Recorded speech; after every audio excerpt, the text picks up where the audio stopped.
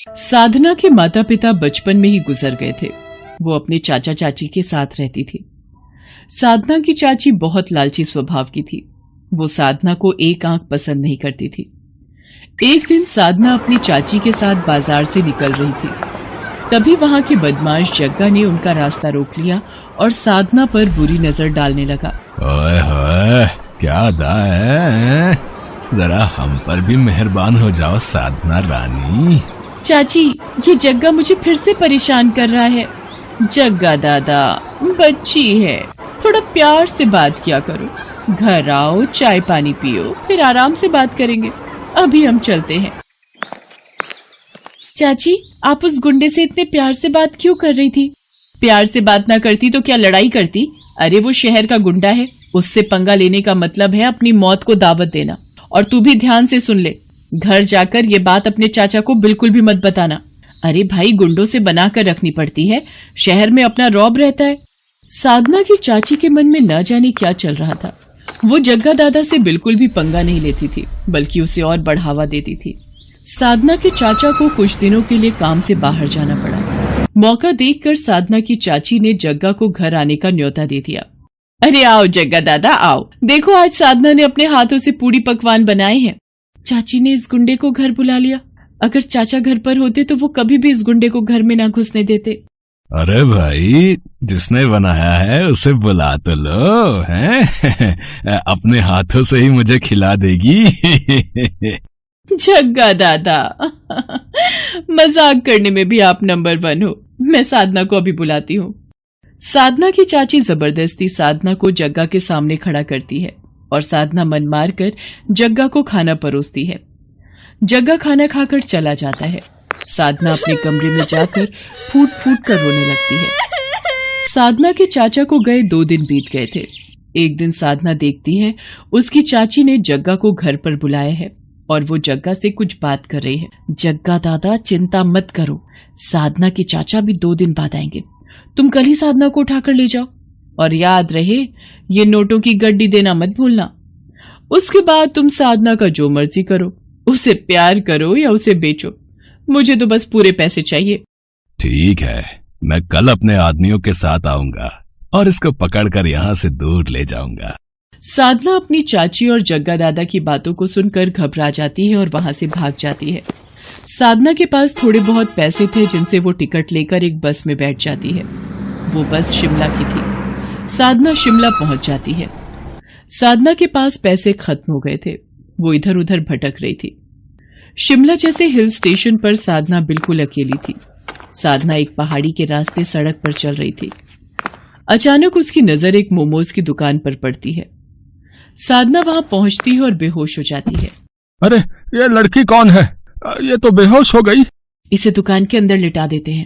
बुजुर्ग व्यक्ति और उसकी पत्नी साधना को दुकान के अंदर ही लिटा देते हैं। कुछ देर बाद साधना को होश आता है और वो अपने बारे में रोते हुए उस बुजुर्ग व्यक्ति और उसकी पत्नी को बताती है। वो बुजुर्ग व्यक्ति शिमला में मोमोज की दुकान चलाता था और अपनी पत्नी के साथ मोमोज बनाकर बेचता था। साधना अपने बारे में बताते हुए रो पड़ती है।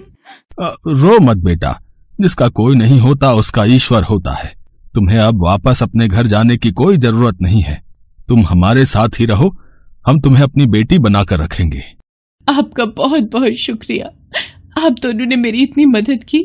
एक मेरी चाची जिन्होंने मुझे उस बदमाश के हाथों बेचना चाहा। बाबा, मैं कैसे अपना दुख भूलूंगी। बेटी, वक्त सारे जख्म भर देता है। हमारा भी बेटा बहू के साथ हमें छोड़कर चला गया। हम दोनों बूढ़े पत्नी पत्नी भी हिम्मत हार चुके थे। शिमला जैसे हिल स्टेशन पर हम बिल्कुल अकेले थे। फिर हम दोनों ने ये मोमोज बनाकर बेचने का काम शुरू किया।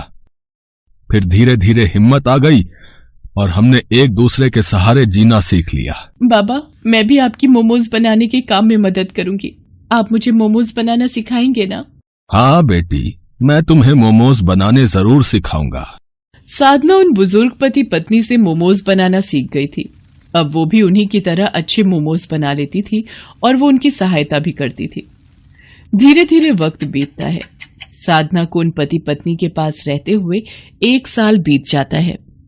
साधना ने मोमोज की दुकान पूरी तरह से संभाल ली थी। अब तो उन बुजुर्ग पति पत्नी को भी दुकान की कोई चिंता नहीं रहती थी।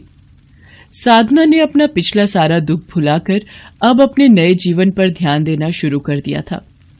एक दिन साधना मोमोज की दुकान पर ग्राहकों को मोमोज की प्लेट बनाकर दे रही थी। अचानक उसने अखबार में एक इश्तेहार देखा जिसमें उसके चाचा ने साधना की फोटो लगा रखी थी और लिखा था कि साधना, तुम जहां कहीं भी हो मेरे पास वापस लौट आओ, मेरी तबीयत ठीक नहीं है। बाबा, मेरे चाचा की तबीयत बहुत खराब है, वो मुझे बहुत याद कर रहे हैं, मैं अपने चाचा से मिलना चाहती हूँ। बेटी, मैं तुम्हें रोकूंगा नहीं, तुम चाहो तो अपने चाचा से मिलकर वापस आ सकती हो। साधना अपने घर वापस लौटती है, पर घर के बाहर भीड़ लगी हुई देख साधना को पता चलता है कि उसके चाचा अब इस दुनिया में नहीं है। साधना की चाची साधना से लिपटकर बहुत रोती है और उससे अपने किए की माफी मांगती है। साधना, मुझे माफ कर दे, आज तेरे चाचा मेरे कारण इस दुनिया से गए हैं। तेरे चाचा को पता चल गया था कि मैं तुझे जग्गा दादा के हाथों बेचना चाहती थी।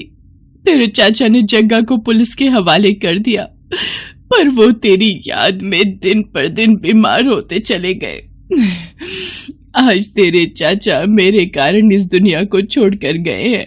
मैं ही लालची थी जो पाप करने चली थी। अपने चाचा के गुजर जाने के बाद साधना अपनी चाची को अपने साथ शिमला ले जाती है और फिर से मोमोज बेचने का काम शुरू कर देती है। साधना की चाची उसे ये सब करते देख अपने किए बुरे कर्मों पर रो पड़ती है। रामगढ़ गांव में सुधा अपने बेटे के साथ बहुत ही खुशी से रह रही थी। सुधा को पिज्जा बहुत पसंद था। गौरव बेटा, आज मेरा पिज्जा खाने का बहुत मन कर रहा है, बाजार से जाकर मेरे लिए एक पिज्जा ले आ। ये सुनकर गौरव बोलता है, अरे माँ, बुढ़ापे में पिज्जा भी कोई खाने की चीज है? ये सब बच्चों की खाने वाली चीजें होती हैं। तुम तो बस दाल रोटी खाओ और प्रभु के गुण गाओ। अरे मन तो मन होता है, बुढ़िया हो गई तो क्या हुआ, बूढ़े लोगों का मन नहीं होता क्या? अच्छा ठीक है, ले आऊंगा पिज्जा तुम्हारे लिए। तुम तो गुस्सा हो गई, मैं तो बस मजाक कर रहा था। गौरव अपनी माँ के लिए पिज्जा लेने चला जाता है। कुछ देर बाद गौरव पिज्जा लेकर आता है और दोनों मिलकर मजे से पिज्जा खाते हैं। एक दिन गौरव अपने ऑफिस से घर आ रहा था, तभी रास्ते में उसे एक पिज्जा की शॉप दिखती है और वो सोचता है, आज माँ के लिए पिज्जा ले जाता हूँ, इसे देखकर वो बहुत खुश हो जाएंगी। इतना सोचने के बाद गौरव पिज्जा लेने चला जाता है और पिज्जा लेकर घर की तरफ निकल पड़ता है। तभी रास्ते में एक कार से उसका एक्सीडेंट हो जाता है। बहुत देर हो जाने पर जब गौरव घर नहीं पहुंचता तो उसकी माँ चिंता में उसे फोन लगाती है, पर गौरव का फोन नहीं लगता। कुछ समय बाद सुधा को एक अनजान नंबर से फोन आता है और गौरव के मरने की खबर मिलती है। ये खबर सुनते ही सुधा के पैरों तले जमीन खिसक जाती है और वो फूट फूट कर रोने लगी और कहती है, हे भगवान, ये अचानक क्या हो गया?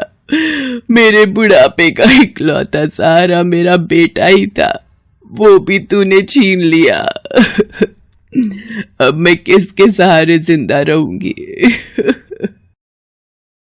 उसकी यह हालत देख पड़ोसियों से सांत्वना देकर चले जाते हैं। सुधा अपने बेटे की चिता को जला देती है। अब वो बिल्कुल अकेली हो जाती है। वो गौरव की बातों को याद करके रोती रहती थी। बेटे के मर जाने के बाद सुधा के घर की हालत बिगड़ने लगी थी। उसके पास खाने के लिए कुछ नहीं बचा था। वो खाने के लिए पड़ोसियों के घर मांगने जाती है और बोलती है, बेटा मुझे कुछ खाने को दे दो, बहुत भूख लग रही है। अरे अम्मा, मैं तुम्हें खाना खाने को जरूर दे देती, पर अभी तो मेरे घर में खाना खत्म हो गया है, सबने खाना खा लिया। इतना कहकर वो औरत अपने घर का दरवाजा बंद कर देती है। कोई उसे खाने को नहीं देता, सभी बहाना बनाकर उसे वापस भेज देते। अपनी ऐसी हालत देख वो सोचती है, अगर मेरा बेटा आज जिंदा होता तो मेरी ये हालत कभी नहीं होती। वो सबकी मदद किया करता था, पर आज सब भूल गए हैं कि मेरे बेटे ने एक समय पर उनकी मदद की थी। आज उसकी माँ को मदद की जरूरत है, पर किसी ने भी मेरी मदद नहीं की। तभी वहां से एक औरत गुजरती है और सुधा को यूं रोता देख पूछती है, क्या हुआ बहन, तुम रो क्यों रही हो? सुधा रोते रोते उस औरत को अपना सारा दुख बताती है। क्या बताऊं बहन, मेरे बेटे के मरने के बाद मुझ बेसहारा का इस दुनिया में अब कोई नहीं है। अकेले मैं इस दुनिया में कैसे जीऊंगी? मेरे पास खाने के लिए पैसे नहीं हैं। सुधा की कहानी सुनने के बाद वो औरत सुधा से कहती है, ऐसे हिम्मत हारने से कुछ नहीं होगा। खाने के लिए कमाई का कोई जरिया ढूंढना ही पड़ेगा। आजकल तो खाने पीने की इतनी सारी चीजें आ गई हैं और उन्हें बनाना भी आसान हो गया है। जो भी तुम्हें पसंद हो, जो भी तुम्हें आता हो, उसे बनाकर बेचने लगो। इतना बोलकर वो औरत वहां से चली जाती है। सुधा अब सोचती है कि वो ऐसा क्या काम करे। अचानक उसे पिज्जा का ख्याल आता है और वो बोलती है, क्यों ना मैं पिज्जा बनाकर बेचूं, इससे कुछ पैसे भी घर में आ जाएंगे। सुधा के पास अपने कुछ जेवर रखे होते हैं। उन्हें बेचकर वो अपने घर के आगे पिज्जा का एक छोटा सा ठेला खोलती है और पिज्जा बनाकर बेचने लगती है। धीरे धीरे उसका बनाया पिज्जा पूरे गांव में मशहूर हो जाता है और सुधा अब एक बड़ी दुकान खोल लेती है। धीरे धीरे उसकी दुकान बढ़िया चलने लगती है और वो अमीर बन जाती है। एक दिन उसकी दुकान पर एक छोटा बच्चा आता है और उससे खाना मांगता है। अम्मा, मुझे कुछ खाने को मिलेगा क्या? मैं बहुत भूखा हूँ, मुझे भूख लग रही है।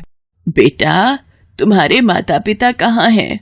तुम अकेले दुकान में क्यों घूम रहे हो? अम्मा, मेरा नाम मोहन है, मैं एक अनाथ बच्चा हूँ। मेरे माता पिता अब इस दुनिया में नहीं है। हाँ हाँ, जरूर खाने को मिलेगा। तुम जो खाना चाहो वो खा सकते हो। तुम चिंता मत करो, आज से तुम्हारा ख्याल मैं रखूंगी। ये कहकर सुधा मोहन को गले लगा लेती है और अपने साथ अपने घर ले जाती है। उसे उस बच्चे में अपना बेटा मोहन दिखता है।